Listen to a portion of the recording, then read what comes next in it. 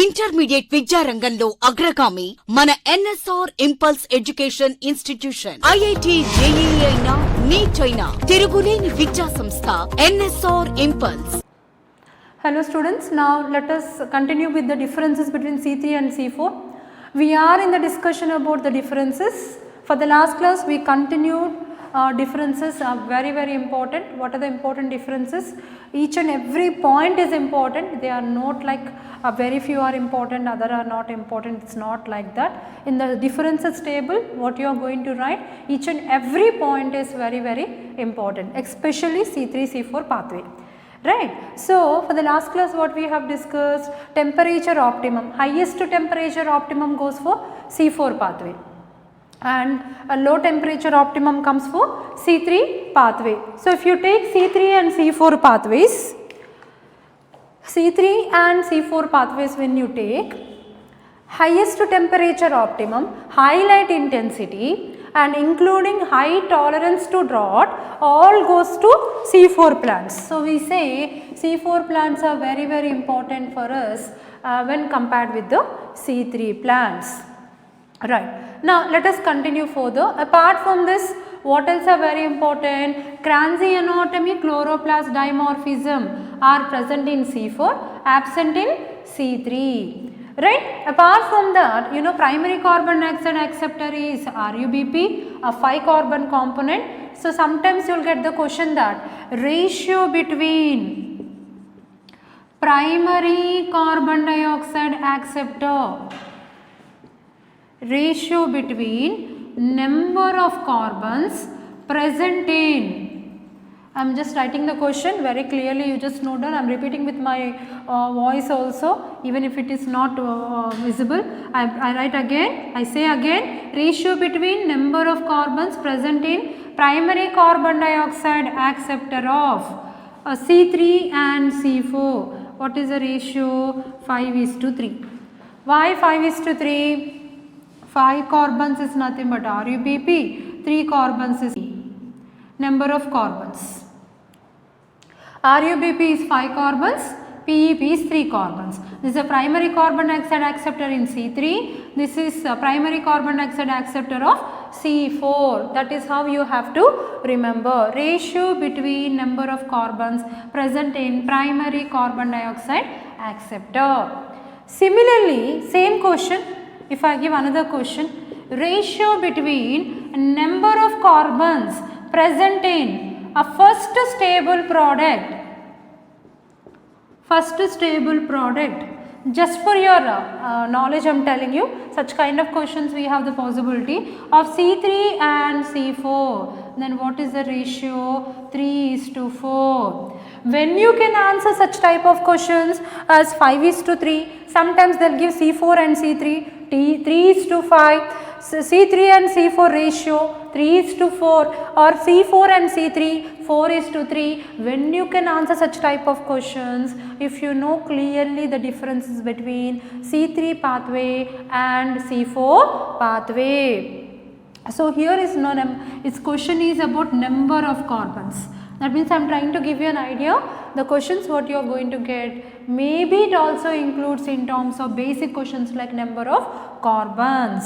Okay, at that time don't write 6 molecules, 1:1. Don't write such kind of answers, right?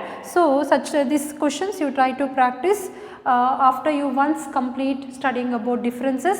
Guys, I am telling you C3 pathway, C4 pathway, C3 C4 differences, CAM pathway, pathways of photosynthesis, you need to practice number of times. Be perfect with that.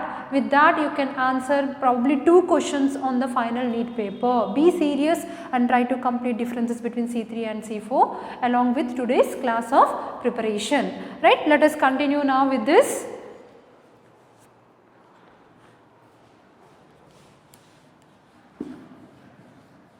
Now, so when you take the C3 C4 differences here, let us see what are the other parameters. Other parameters, let us talk in terms of energetics. Let us talk in terms of energetics. Now, how many number of ATPs consumed? Number of ATP consumed For C3 pathway, if you take 18 ATP and number of NADPH2 consumed will be 12 NADPH2, right? So you know it very well. Coming to C4 pathway, it will become 30 ATP and the same 12 NADPH2, right? Now I told you already the difference for 18 to 30 here is 12 ATP, and number of ATPs ratio between number of ATP means here you will get it as how much? 18 is to 30. You will get it as 18 is to 30.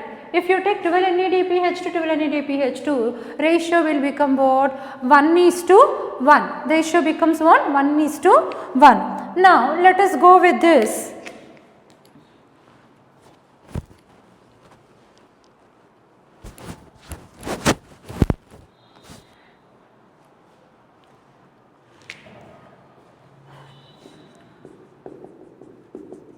Let us continue. Red marker is not available, but you can make very clear between blue and black markers, right? Now, so when you say this here, we say that when you talk about photosynthetic, or we say carbon dioxide compensation point,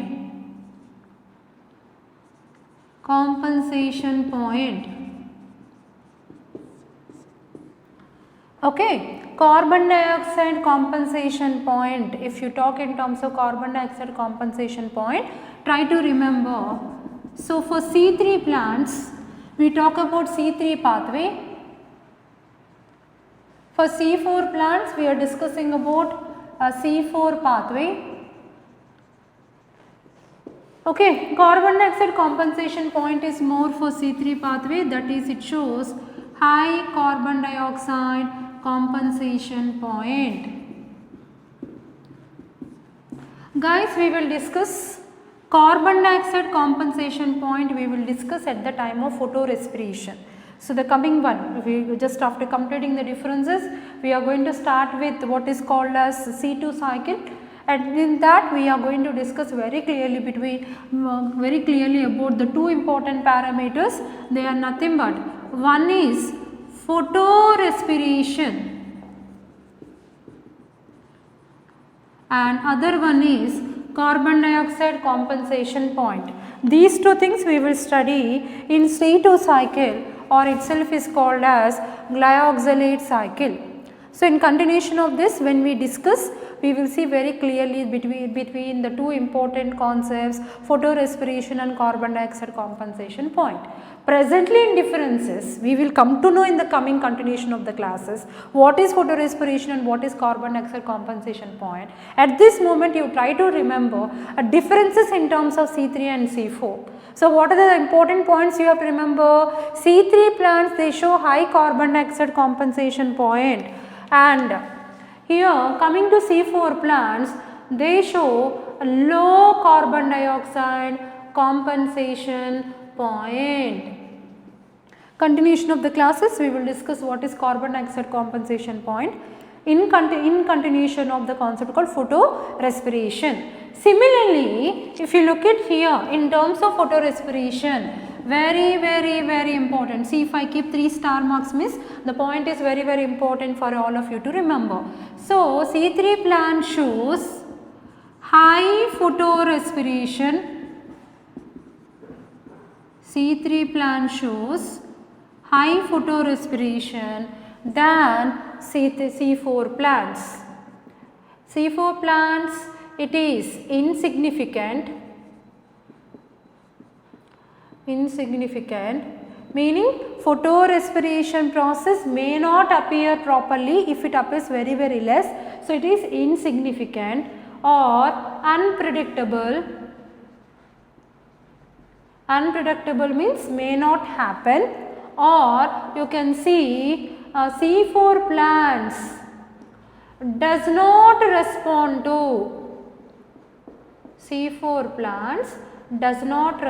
to photorespiration.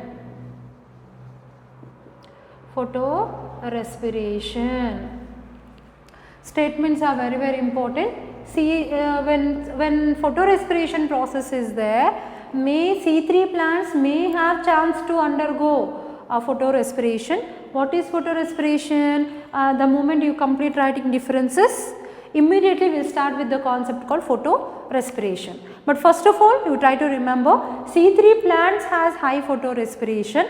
What is photorespiration? We will continue our discussion in the same class now only. Okay. In differences, try to remember photorespiration is insignificant, or it is unpredictable, or you can say it is undetectable, where in case of C4 plants, that means C4 plants does not respond to photorespiration. C4 plants does not respond to photorespiration. Very, very important. Right. Now, very, very important. These two things are very, very important. Right. Now, apart from this, if you look at energetics and carbon dioxide compensation point, photorespiration, very, very importantly, C3 plants, there is a regeneration of RUBP. So, there is excess amount of ATP and all consumed here. In case of C4 plants, it is also led by C3 plants. So, the same kind of reactions happens even in case of C4 plants. Right. So, these things you have to remember, very, very important. So, here coming to highlight intensities. Highlight intensities. Right. Light intensities, better you write down. What you can write here is light intensity.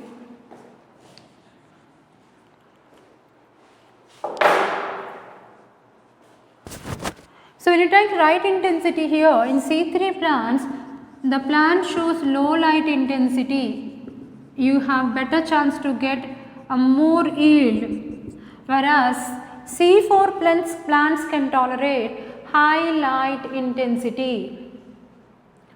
They can tolerate high light intensity, meaning they absorb more sunlight, more carbon dioxide, so more rate of photosynthesis. So, in terms of biomass productivity, same point I am writing once again, in terms of biomass productivity, or itself is also called, we have written for the last class, itself is also called as photosynthetic yield. One and other same, this we have written for the last class. Biomass productivity here, so C3 plant shows less productivity, less biomass productivity, because sometimes the questions will be asked in terms of biomass productivity. Sometimes question will be on biomass productivity. That means you should understand the question is nothing but speaking about photosynthetic yield. So, photosynthetic yield we are also writing in terms of biomass productivity, whereas C4 plant shows highest biomass productivity, high biomass productivity. Why? Because they tolerate, they take high light and they take high temperature and they respond, they take high carbon dioxide, definitely they show higher yield, more yield, they produces more yield, whereas coming to this they take low carbon dioxide, low light they will take, right. So, obviously they produce less yield.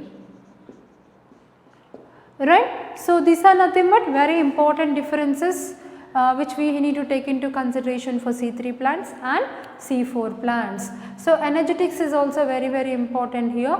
So, energetics, if you take number of ATPs consumed are 18 for C3 plants and 30 ATP for C4 plants. Number of NADPH2 consumed here 12 NADPH2 here 12 NADPH2. Ratio, if you talk in terms of ratio, that is 1:1. Carbon dioxide compensation point, generally it is high carbon dioxide compensation point observed in C3, but low carbon dioxide compensation point for C4. These two are high. So, photorespiration is also high for C3, but photorespiration is insignificant. It may not happen most of the times. So, you say unpredictable, may happen, may not happen, but most of the times it may not happen, that is undetected, or C4 plant does not respond to photorespiration. Now in terms of light intensity, they grow in low light intensities. C4 plants, they grow in high light intensity. Next, in terms of biomass productivity, if the question is given is the same as like photosynthetic yield, C3 plants, remember, they show low biomass productivity because they take low carbon dioxide, low light intensity, they have less yield when compared with the C4 plants which has high biomass production, high light temperature they tolerate, high temperature they tolerate, high light they tolerate, high carbon dioxide they take, and the carbon dioxide absorption is twice when compared to this. As a result, you get what is called more amount of the yield. So these are very important differences between C3 and C4 plants. Now let us continue our discussion with the concept called as photorespiration. This itself is called photorespiration. This is been associated with the concept called as carbon dioxide compensation point. Let us continue.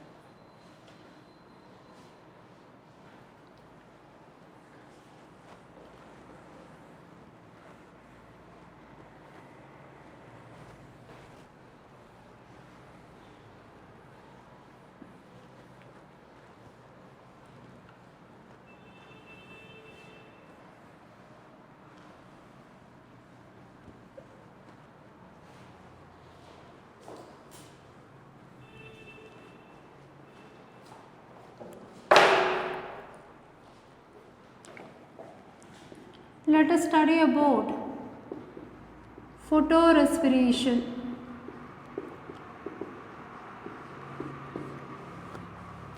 Now, what is photorespiration? First time it was studied by the scientist Otto Warburg. So, better let me write the scientist name down, and what it is also called Warburg effect. So, photorespiration was studied by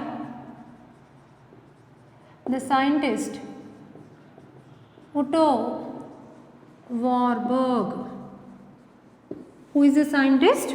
Otto Warburg. That is why photorespiration is also called as Warburg effect. It is also called as what? Warburg effect. Okay. So, in this case, what exactly happens here? Photorespiration, what exactly happens here is nothing but, or photorespiration, it includes, itself is also called as C2 cycle, itself is also called as glyoxylate cycle. What it is also called? Glyoxylate cycle. All terminologies are interrelated, all speak about only one process, all are same, and they speak about the process called as photorespiration, right. So, here we are speaking about the process called photorespiration, that is studied by the scientist Warburg, and it is called Warburg effect, and it is itself is also called C2 cycle, itself is also called as glyoxylate cycle. So, in the first year cytology, last concept if you look at, we have microbodies. Did you remember cytology? I even told you for last class. Microbodies, we have peroxisomes, glyoxysomes. Glyoxysomes, they play very important role in glyoxylate cycle. Stored lipids are being converted into carbohydrates. You remember? And where do you find glyoxysomes? Glyoxysomes are rich in endosperm of castor. See, first year concept of tail part of cytology first year, it is interrelated with the second year concept of glyoxylate cycle. Remember, here the two carbons are present in the first product, that is why it is also called as C2 cycle. Okay. So, here let us first talk about history part, discovery part. Now, Otto Warburg is a scientist. He observed in case of green algae,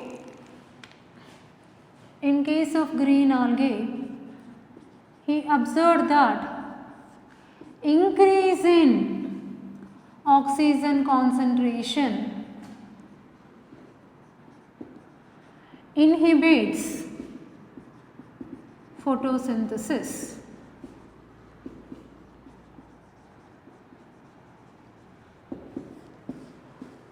Okay, so Warburg is a scientist. First time he observed that in case of green algae, he did an experiment on green algae. In the surrounding environment, he raised the oxygen concentration. So there is increase in oxygen concentration. When oxygen concentration is increased, and in that oxygen increased place, I mean in the surrounding where he increased the oxygen, and he tried to see what is that algae is doing. In that he found there is an inhibition of photosynthesis. For example, he has taken green algae.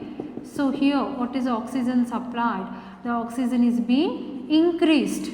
Then he observed that in case of green algae, photosynthesis is decreased. Okay, so then he came to the conclusion that okay, there may be even effect of oxygen. So there may be increase in oxygen causes decrease in photosynthesis. This itself is called as, this itself is referred as Warburg effect. What it is called as? A Warburg effect. What is a Warburg effect here? If at all there is an increase in oxygen, right, there may have chance to decrease in photosynthesis. If it happens in case of even it happened in some of the higher plants, and it is referred as what? Warburg effect. Okay, so try to remember this because we are almost end of the photosynthesis. So now we have to complete discussion about which factors affect photosynthesis. After that we will start with the next chapter called respiration. Again we will study the whole process of respiration like glycolysis, and even we study about Krebs cycle, electron transport system.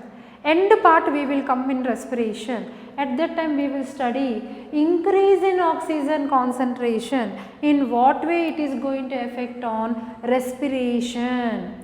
At that time that is being studied by Patcher, it is called Patcher effect. I repeat, so you need to compare both the things. Increase in oxygen, decrease in photosynthesis is studied by Warburg effect, and this is related to photosynthesis.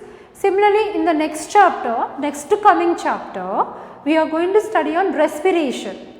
So, end of the respiration, at that time I will ask you guys, you have to remember why am I telling early, so that you can remember this point. If I tell you early to remember, once again if I tell you at the end of respiration, the point will fix it in your mind.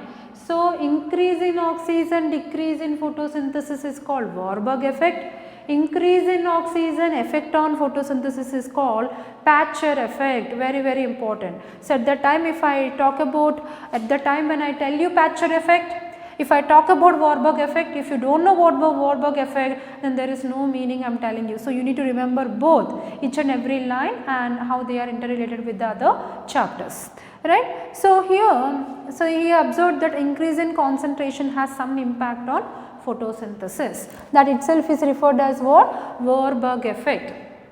Later some of the scientists, they referred photorespiration as, photorespiration is referred as, later by some other scientists referred photosynthesis as a wasteful process,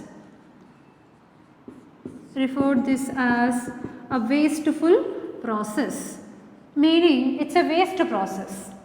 Okay, some of the scientists, they refer photorespiration as a wasteful process.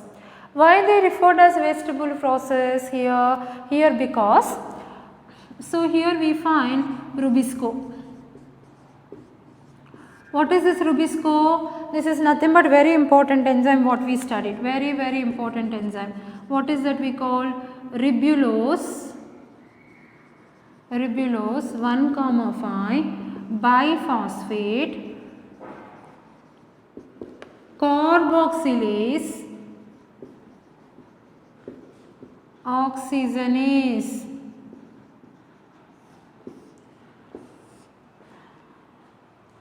Okay, so what do you call this? Ribulose 1,5 biphosphate carboxylase oxygenase, which has dual nature. I told you this point very clearly. So, Rubisco enzyme, where do you find? You find in the stroma of chloroplast. What are the things you studied so far about Rubisco? Where do you find means in the stroma of the chloroplast. And Rubisco is considered as what? What did you study in first year biomolecules chapter? Rubisco is considered as the most abundant. What it is? Most abundant protein in the entire biosphere.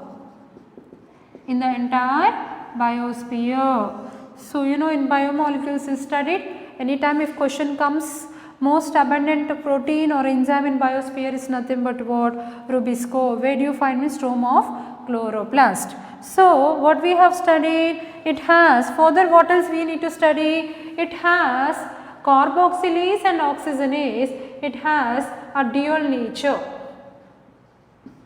I already told you this very clearly. It has dual nature. Dual nature means if you keep this is a closed container, a closed room, a closed chamber, you placed Rubisco in the center. At a time you are one corner, from one hole you are releasing carbon dioxide, from another hole you are releasing oxygen. Then what we discussed, carbon dioxide shows more affinity to combine with Rubisco, right. So, what are the things which we studied here? Whenever carbon dioxide concentration is more,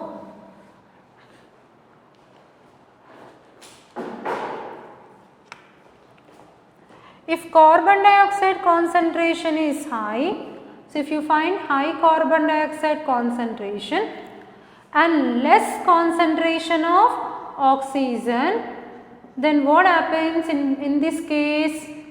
In this case what happens?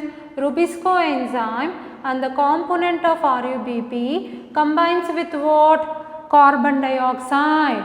Why it will combine with carbon dioxide? What is a very important statement here? Carbon dioxide shows greater affinity. Carbon dioxide shows greater affinity to combine with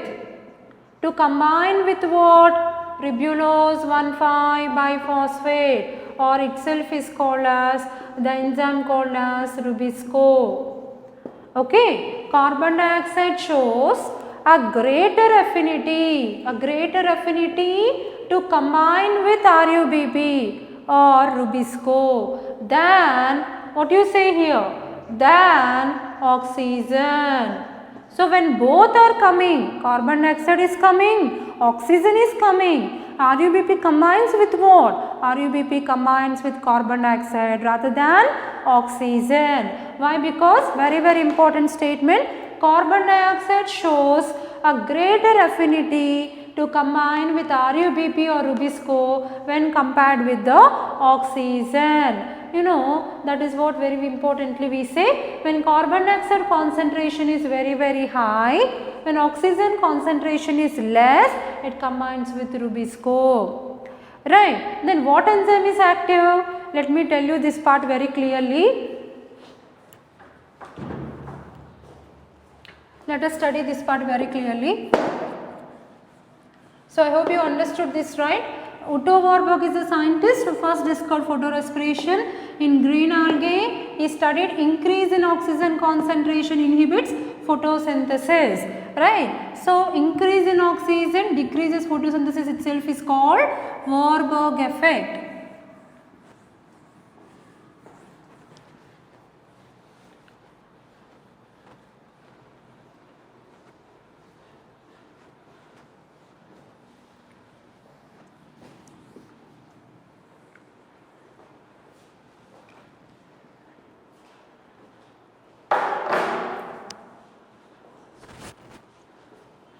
Right, let us continue here.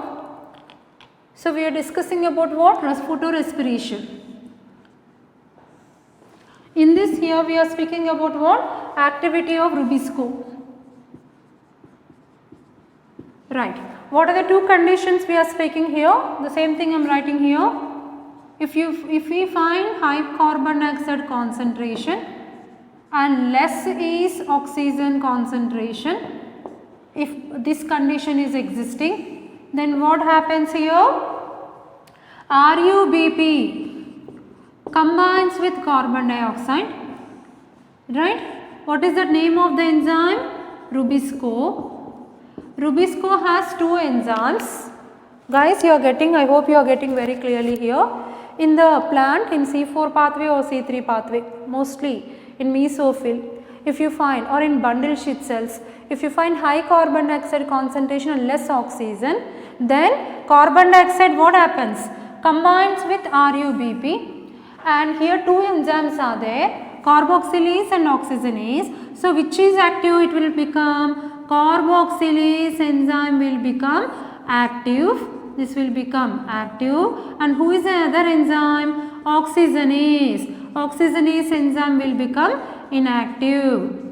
Why? Because it has dual nature. Dual nature means it has two enzymes. Dual nature. Dual nature means it has two enzymes. Carboxylase is there, oxygenase is there. Okay. So if carbon dioxide combines with RuBP, then carboxylase will become active, oxygenase will become inactive. Then what is the thing you will get? Here it will undergo, when RuBP combines with carbon dioxide, what happens? Here it will undergo what is called as Calvin cycle, or itself is called as what? C3 pathway. And as the end result of C3 pathway, what happens? There is a synthesis of hexose sugar, that is nothing but glucose. Synthesis of hexose sugar, right? What is that hexose sugar? It's nothing but glucose or fructose or maltose, and finally it is stored in the form of a starch. This you know, right? For example, sometimes what in the surrounding environment you find low carbon dioxide concentration. Suppose carbon dioxide concentration it got decreased. Suppose we find, especially in bundle sheath cells or C4 plants or whatever it may be, we find low carbon dioxide concentration. At the same time there is an increase in oxygen concentration. So in this case what happens here? Instead of RuBP going and combining with carbon dioxide, here it will combine with oxygen. So here you have written reversible reaction, no? Why? RuBP regenerated back into the system. You remember in Calvin cycle, along with the glucose, out of 12 G3Ps, 2 G3Ps are involved in glucose synthesis, remaining 10 G3Ps are involved in regeneration of RuBP. That is why reversible reaction.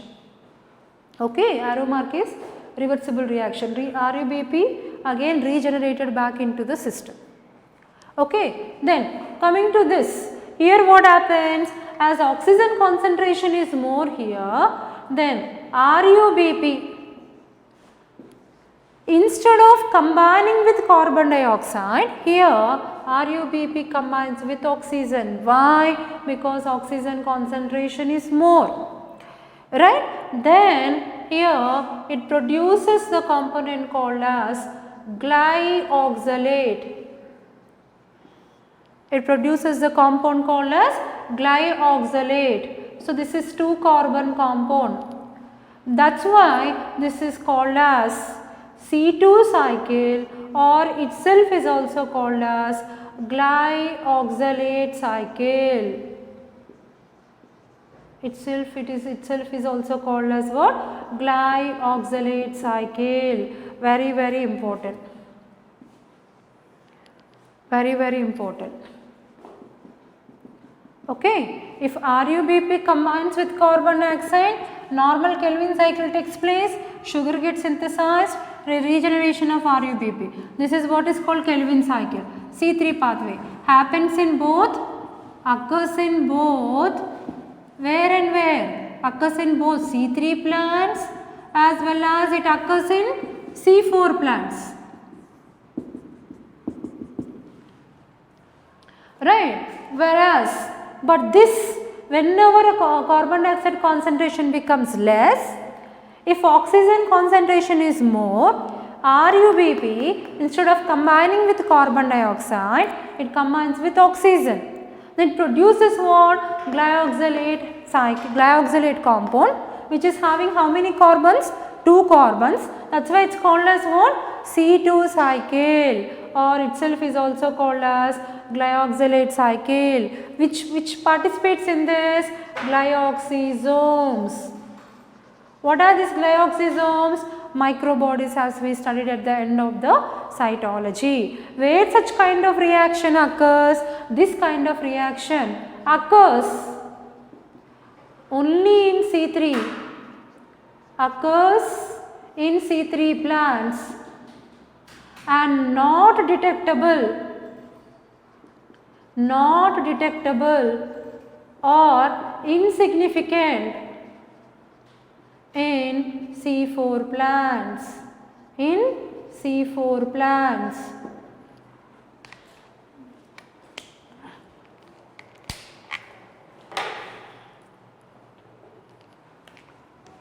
Okay, so this last statement is important here. Look at here, it is not detectable or insignificant in case of C4 plants, means it will not happen in case of C4 plant. It happens most of the times only in C3 plants.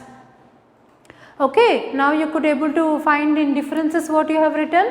Photorespiration is very high in C3 plants. What you have written in the differences? Here, what you have written? High photorespiration. Here you can write. In C3 plants, what you find? High photorespiration.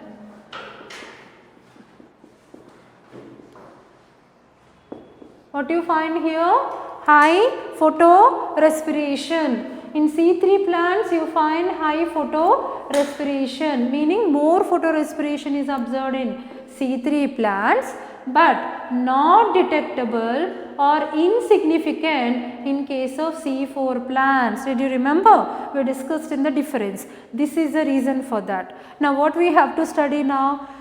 That's why we say photorespiration. Why do you call this as photorespiration? So here this is happening in presence of sunlight. As a part of photosynthesis, here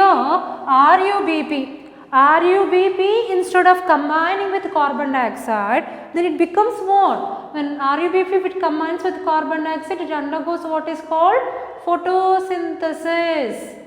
That itself is called Calvin cycle, and what produces is glucose. But RUBP here, instead of combining with carbon dioxide, RUBP is combining with what? Oxygen. Means oxidation is taking place. Food combined, whenever the reaction is happening with oxygen, that itself is called as what? Photorespiration. In presence of sunlight, here RUBP is combining with oxygen. That's why it's called respiration. I hope you can clearly find the difference. RUBP combined with the carbon dioxide happens in photosynthesis. If RUBP combines with oxygen, what do you call this? This we call it as photorespiration. Now I hope you understood that why photorespiration itself is called Warburg effect, because the scientist Warburg has studied first time with the increase in oxygen inhibits photosynthesis in green algae. So photorespiration is also called as what?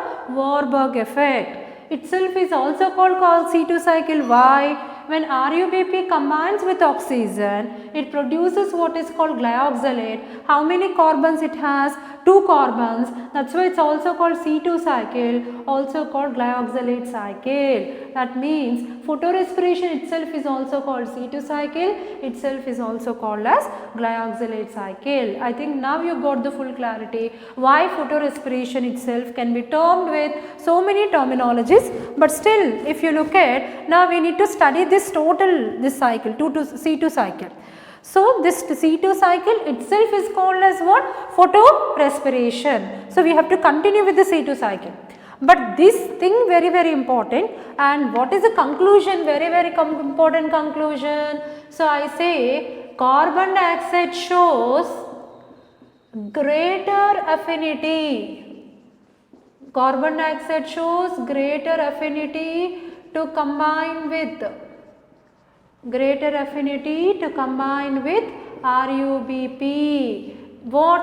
Than oxygen. Very important statement. Very important statement. What is the important statement here? Carbon dioxide shows greater affinity to combine with RUBP when compared with the oxygen. That's why in most of the plants photosynthesis happens. That's why we get food in the form of glucose. What happens if carbon and oxygen is combined? Then what happens is called photorespiration. Why it is called wasteful process, we will come to know later. But here if you look at these things are very important. I will just quickly revise because this is very important. Guys, I tell you, photorespiration itself is called Warburg effect, also called C2 cycle, also called glyoxylate cycle. Listen carefully, this we will continue for the next class. If you know this basics, you will understand with the next class. If you don't know this, you cannot follow next class.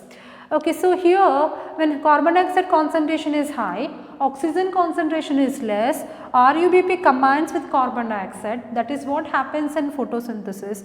And Rubisco enzyme is very important. It has a dual nature, means two enzymes are there. One is carboxylase. When it is combining with carbon dioxide, carboxylase becomes active, oxygenase become inactive. As a result, it undergo Calvin cycle, hexose sugar gets synthesized, that is glucose, RUBP regenerated back. This is what happens in case of both C3 plants and C4 plants. Then what about other one? Suppose if the carbon dioxide concentration become low, oxygen concentration is very high, then RUBP instead of combining with carbon dioxide, it combines with oxygen. That's why it's called respiration, because it's combining with oxygen in the presence of light. That's why it's called photorespiration. As a result, it produces a compound called glyoxylate. It has two carbons are there. So, it itself is called C2 cycle, also called glyoxylate cycle. In your first year cytology you studied glyoxysomes plays a vital role in glyoxylate cycle. This is what we have to continue for the next class. But what is very important statement? Carbon dioxide shows greater affinity to combine with RUBP than oxygen. That's why in most of the plants this takes place, photosynthesis. Now, in case of this glyoxylate compound, it occurs only in C3 plants. That's why we have written high photorespiration found in C3 plants, but does not occur in C4 plants. That means not detected, not detectable or insignificant, or C4 plants does not respond to photorespiration. That's a very important difference what we have discussed in the previous class. Right? Let's continue photorespiration for the next class. Intermediate విద్యారంగంలో అగ్రగామి మన NSR impulse education institution. IIT JEE అయినా neat అయినా తిరుగులేని విద్యా సంస్థ NSR impulse.